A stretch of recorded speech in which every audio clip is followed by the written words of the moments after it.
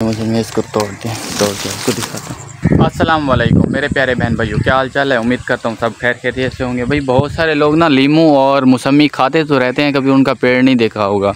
तो मौसमी के साथ कुछ और पेड़ भी दिखाएंगे आपको। ये देखें, ये अमरूद का पेड़ है, इसमें अभी लगे हुए बिल्कुल छोटे छोटे से हैं। इसको भी टाइम है तकरीबन 10-12 दिन तक, ये भी आ जाएंगे, फुल बड़े हो जाएंगे। तो उसके बाद आपको आम का पेड़ दिखाता हूँ। ये देखो, ये आम का पेड़ है।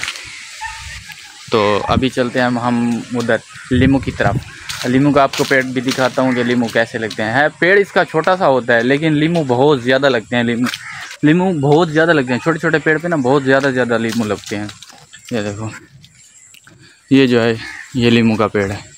ये देखो, इसमें लीमू जो है ना, देखो बहुत ज़्यादा भर के लगते हैं। तकरीबन इसको भी 5-6 दिन तक ये भी इतने बड़े हो जाएंगे और येलो से भी हो जाएंगे, बिल्कुल पक जाएंगे। और उसके बाद हम देखते हैं मौसमी का पेड़। ये देखो, ये मौसमी का पेड़ है। ये देखो, अभी मौसमियाँ भी इस पर लगी हुई हैं लेकिन थोड़ी सी बची हुई है। इनका जो टाइम है ना वो ख़त्म हो गया है तकरीबन। ये जो बची हुई हैं बस बिल्कुल छोटी सी बची हुई हैं और थोड़ी कम बची हुई हैं।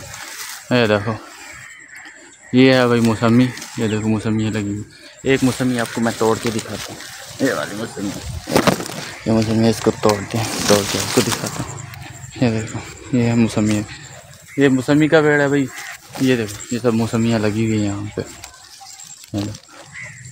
भाई कभी आपका चक्कर लगे ना भावलपुर की साइड, तो आपने गांव देखना है तो आपने मुझे मैसेज करना है या कॉल करनी है, तो मैं आपका अपना गांव भी दिखाऊंगा। क्योंकि गांव में ये है, देखो ये हरा भरा और ख़ूबसूरत सा माहौल है।